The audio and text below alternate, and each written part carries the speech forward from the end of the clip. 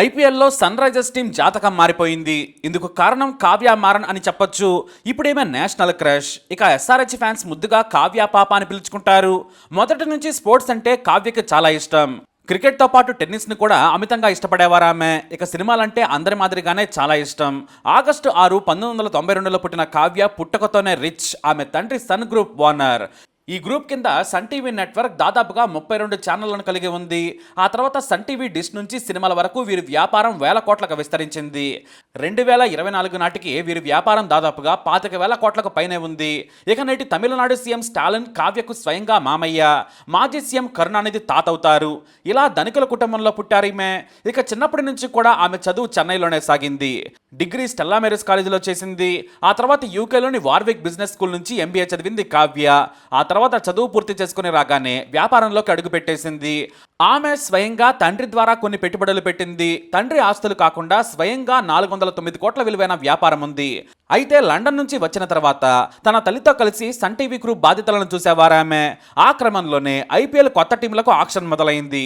ఆర్థిక ఇబ్బందులతో దివాళా తీసిన డెక్కన్ చార్జర్స్ అమ్మకానికి పెట్టడంతో మనం కొందామని తండ్రిని కోరింది.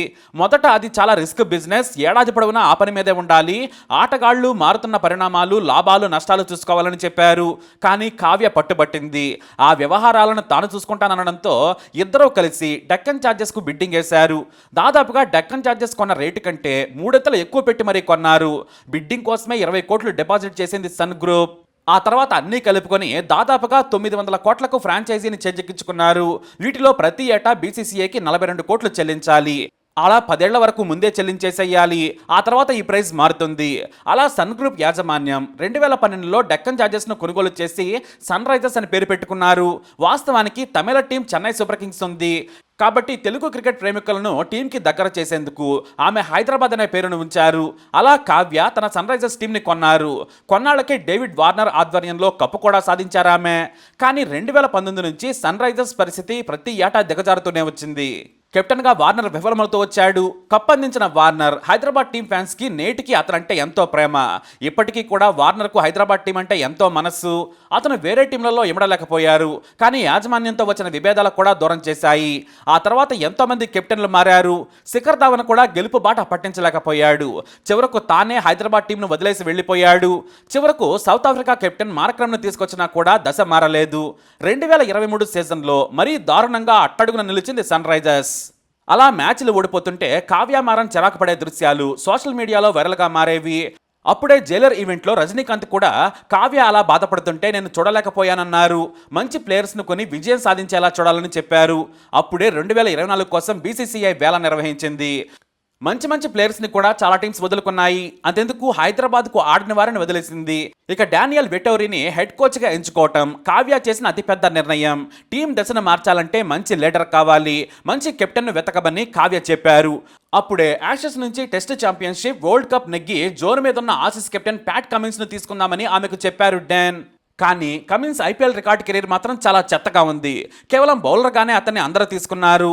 2014లోనే కమిన్స్ ఐపీఎల్లోకి వచ్చిన 2019లో మొదటిసారి ముంబై 5,40,00,000 పూసికొంది. కానీ ఉపయోగించుకోలేదు. ఇటు 2020లో 15,50,00,000కు కొనుగోలు చేసింది కోల్కతా.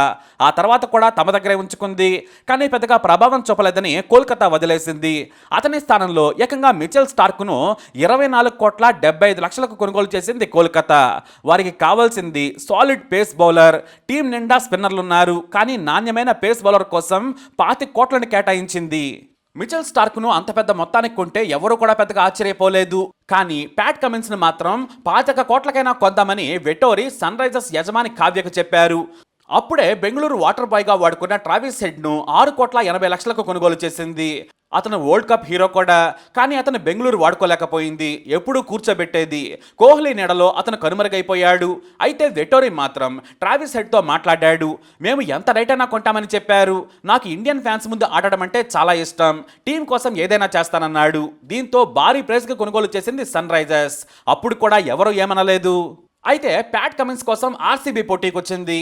ఇతర టీమ్స్ మొదట్లో ఇంట్రెస్ట్ చూపించినా చివరి వరకు ఆర్సీబీ వేలం పాడింది. దీంతో బిడ్ 20 కోట్లు దాటింది. అప్పుడు కొనాలా వద్దా అని ఆర్సీబీ భయపడింది. అనవసరంగా పాడామని భయపడ్డ వేళ కావ్య మళ్ళీ ఆక్షన్లో ఉన్నామని చెప్పింది. 20,50,00,000కు వేలం పాడగా ఆర్సీబీ ఊపిరి పీల్చుకొని ప్యాట్ కమిన్స్ మాకు వద్దని నవ్వింది. దీంతో ప్యాట్ కమిన్స్ హైదరాబాద్ సొంతమైపోయాడు. వాస్తవానికి ఇదంతా కూడా ప్లానే. డానియల్ వెట్టోరీ ముందే మాకు కెప్టెన్ కావాలంటే నేను రెడీ అని ప్యాట్ కమిన్స్ చెప్పాడు. దీంతో వేలం 25 కోట్లైనా పెట్టాలనుకున్నారు. ప్యూర్గా డానియల్ వెట్టోరీ మాట మీదే అంత భారీ ధర వెచ్చించారు కావ్య. ఇటు వెట్టోరీ చిల్లర వ్యవహారాలు చేసే వ్యక్తి కాదు, చాలా సీరియస్ మనిషి. తనను నమ్మిన వారి కోసం నిజాయితీగా పనిచేస్తారు. అది కావ్యకు బాగా నచ్చింది. వేలానికి వారం ముందే చెన్నై వచ్చిన వెట్టోరీ ఆ తర్వాత మురళీధరన్తో కూడా చర్చించారు. అలా ప్యాట్ కమిన్స్ను వేలంలో దక్కించుకోగానే లక్నో యజమాని సంజీవ్ గోయంకా వెటకారంగా నవ్వాడు. 4 ఓవర్ల బౌలర్కు ఇన్ని కోట్ల అని నవ్వేశాడాయన. ఢిల్లీ క్యాపిటల్స్ యజమాని పార్థ్ జిందాల్ సైతం వెకిలి నవ్వాడు. ఆర్సీబీ వాళ్ళు కూడా ప్యాట్ కమిన్స్ ను కొనాల్సి రాకపోవడంతో నవ్వుకున్నారు. ఇక ముంబై ఇండియన్స్ వారైతే ఆశ్చర్యంగా చూశారు. ఇక చెన్నై సూపర్ కింగ్స్ యజమాని అయితే ప్యాట్ కమిన్స్ తో ఏం చేద్దామనుకుంటున్నారో అన్నట్లుగా చూశారాయన. కావ్య వారి హావభావాలను చూసినా కూడా సీరియస్ గా ఉండిపోయారు. ఇక ప్యాట్ కమిన్స్, ట్రావిస్ హెడ్, షహబాజ్లను కొని సన్ రైజర్స్ ఏం చేస్తుందని ఆక్షన్ మీద అనాలిసిస్ చేసిన వారంతా కూడా వెటకారంగా నవ్వారు, చూశారు. 4 ఓవర్లకు 20 కోట్లు పెట్టారు. అత్యంత చెత్త టీం, డబ్బులను చెత్తలో పారేసుకున్న ఎస్ఆర్హెచ్ అంటూ పేపర్లు కూడా హీనంగా మాట్లాడాయి. ఇదే విషయం మీద ప్యాట్ కమిన్స్ ను మీడియా అడగగా ఐ డోంట్ కేర్ అనేసారు ఆయన. మేం చేయాల్సింది మేం చేస్తాం, ఇలాంటి వాటిని పట్టించుకోమన్నారు ఆయన. ఇక అన్నట్లుగానే డానియల్ వెట్టోరీ, ప్యాట్ కమిన్స్లు ఐపీఎల్ ఆటనే మార్చేశారు. ప్యాట్ కమిన్స్ గొప్ప బౌలర్ కాకపోవచ్చు, కానీ గ్రేటెస్ట్ లీడర్. ఎవరిని ఎప్పుడు ఎలా వాడుకోవాలో తెలిసిన వ్యక్తి. ఇక టీం మొత్తానికి ఆయన జోష్ నింపేశాడు. అంతేకాదు పవర్ ప్లేలోని ఫైర్ను చూపించారు ఆయన. ఆల్ టైమ్ రికార్డుల నుంచి హైయెస్ట్ సిక్స్ల వరకు అన్ని రికార్డులు హైదరాబాద్ పేరు మీద ఉన్నాయి. బంతిని బాదుడు పద్ధతిలో ఐపీఎల్ స్టైల్నే మార్చేశారు సన్ రైజర్స్. ఈ టీంను చూసి మిగతా టీంలు కూడా రెచ్చిపోయాయి. అంతలా బ్రాండ్ న్యూ క్రికెట్తో సెన్సేషన్ క్రియేట్ చేసింది సన్ రైజర్స్. ఒకప్పుడు ప్యాట్ కమిన్స్, షహబాజ్, ట్రావిస్ హెడ్లు వేలంలో పాల్గొంటే నవ్విన లక్నో ఓనర్ సంజీవ్ గోయంకాపై హైదరాబాద్ ఉప్పల్ స్టేడియంలో రక్తం కారేలా పగ తీర్చుకున్నారు. అంతేకాదు హర్ష బోగ్ల నుంచి ప్రతి ఒక్కరూ చెత్త టీం అన్నవారంతా కూడా ఓహో అనాలా చేశారు కావ్య, ప్యాట్ కమిన్స్, కోచ్ వెట్టోరీ. అంతెందుకు ప్లే ఆఫ్స్ ముందు వరకు హైదరాబాద్ టీంను తక్కువ అంచనా వేశారు హర్భజన్ సింగ్, ఇర్ఫాన్ పఠాన్ లాంటి వారు. అసలు ఎస్ఆర్హెచ్ లీగ్లోనే ఇంటికెళ్తుందన్నారు. అందరూ ధోని, కోహ్లీలకు జై కొట్టారు. కానీ వారి ఆలోచనలన్నీ కూడా తప్పని తెలిపోయింది. స్టార్లు లేని కోల్కతా, హైదరాబాద్లు ఫైనల్స్కు చేరుకున్నాయి. ఇంత సక్సెస్కు కారణం ఖచ్చితంగా కావ్య మారన్ ఎంపిక. ఆమె సెలక్షన్ వెనుక హెడ్ కోచ్ డానియల్ వెట్టోరీ ఉన్నారు. వీరిద్దరి ఆస్తులను మూసిన ప్యాట్ కమిన్స్ మొత్తం టీంను ఒక్క తాటిపైకి తీసుకొచ్చారు. ఆట అంటే ఇలా ఉండాలన్నట్లుగా హైదరాబాద్ ఓపెనర్లు అభిషేక్, ట్రావిస్ హెడ్లను చూస్తేనే సుస్సు పోసుకునేలా తయారు చేశారు. ఇప్పటికీ హైదరాబాద్ ఓపెనర్లు పవర్ ప్లే వరకు ఉంటే చాలు, 6 ఓవర్లలో 100 కొట్టేసిపోతారనే భయం అందరిలో ఉంది. కమెంటేటర్స్ రవిశాస్త్రి నుంచి సునీల్ గవాస్కర్, ఎంబాగ్వా లాంటి వారంతా కూడా వాట్ ఏ టీం అంటూ పోడేలా చేశారు కమిన్స్. 20 కోట్లు పెట్టడంలో ఏమాత్రం ఎక్కువ కాదు. గత 3 ఏళ్లుగా విజయాల కోసం అరులు చాచారు. అలాంటి టీంను ఫైనల్ వరకు తీసుకెళ్లారు ప్యాట్ కమిన్స్. వ్యూహాల పడడంలో ప్యాట్ కమిన్స్ చాలా షార్ప్గా ఉంటారు.